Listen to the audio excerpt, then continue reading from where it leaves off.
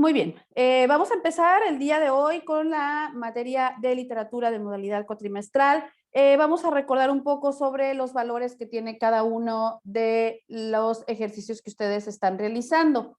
En primera instancia tenemos las clases el día de hoy, que es 8 de julio a las 11 de la mañana. Nos restan 2 clases, el día 13 y el día 15 de julio a las 11:30 de la mañana por vía Zoom. Aquí abajo pueden ustedes tener el link.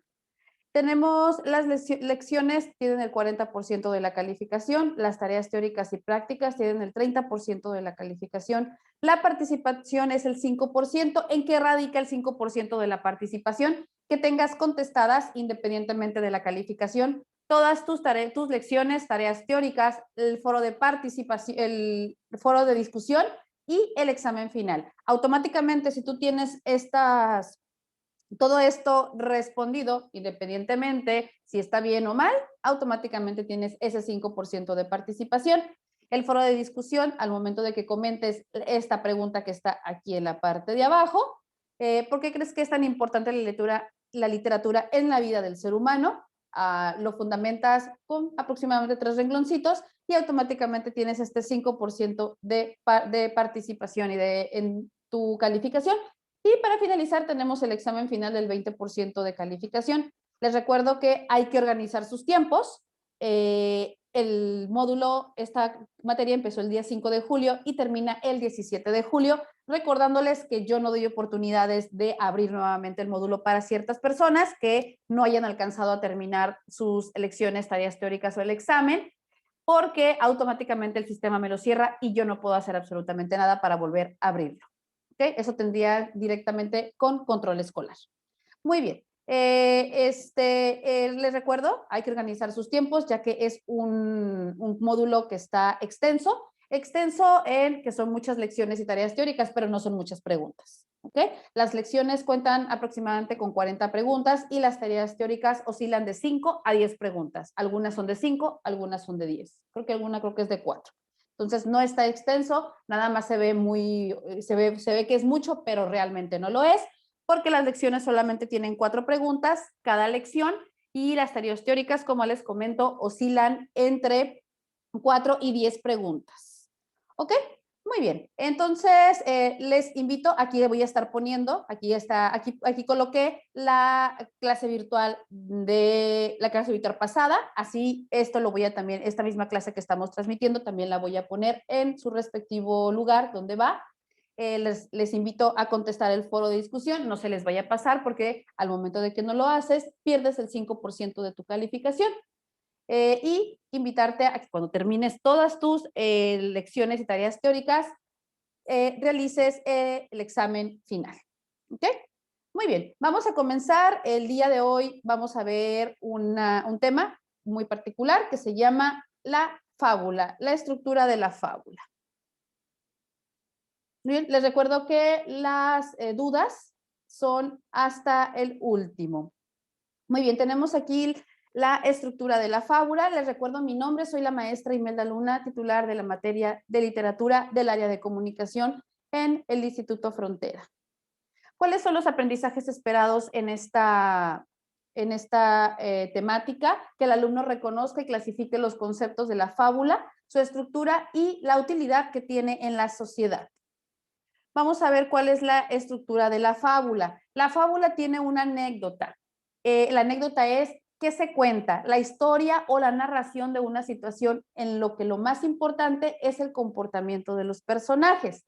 También cuenta, pues si no hay personajes, no hay historias.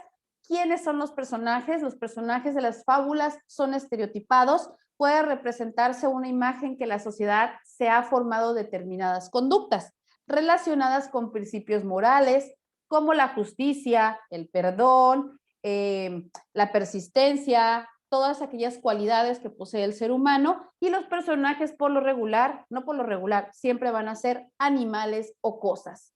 Y por lo más importante de la fábula es que tiene una moraleja, una enseñanza de vida. ¿Qué representa la moraleja? Una verdad, una enseñanza moral o de principios para la vida de los seres humanos. También vamos a ver que tiene un narrador. Un narrador es quien cuenta la historia. el narrador puede ser testigo o externo. En las fábulas es extrapersonal porque, porque están escritas en tercera persona. Y también tenemos el tiempo y el espacio, en donde se ha desarrollado la historia, cómo sucede, en cuánto tiempo se desarrolla, el lugar donde se desarrollan las acciones depende del momento histórico en el que se desarrolla. Permítanme un momento. Creo que no compartí pantalla y voy a tener que empezar. Dije, ¿por qué no aparece esto?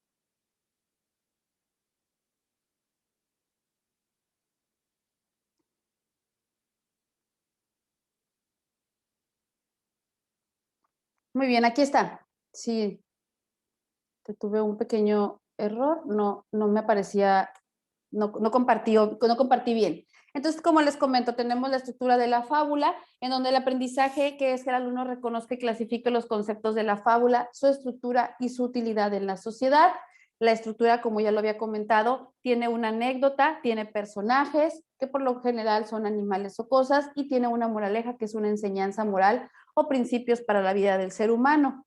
Nos quedamos aquí en un narrador. Este narrador cuenta la historia, es como un testigo contando una anécdota de personal, o ya sea de los animales o cosas que están siendo partícipes de la historia. Dentro de la fábula tiene un tiempo y un espacio, que es donde se desarrollan los hechos, cuándo suceden y en cuánto tiempo se desarrollan. Ese lugar donde se desarrollan las acciones depende del momento histórico en que se estén desarrollando. Y también tenemos componentes de la fábula, se compone en 3 partes. La fábula tiene un inicio, es en el que presenta a los personajes y se establecen puntos iniciales del relato. Recordemos que la fábula es sumamente corta, es una de los géneros literarios más cortos que existen, como su ubicación geográfica, temporal, y sus personajes los presenta. Y luego tenemos la complicación. En la fábula hay una complicación, que es el desarrollo de la trama que conduce hacia una situación problemática, moral o ética del personaje, derivada de las características de las acciones iniciales del personaje.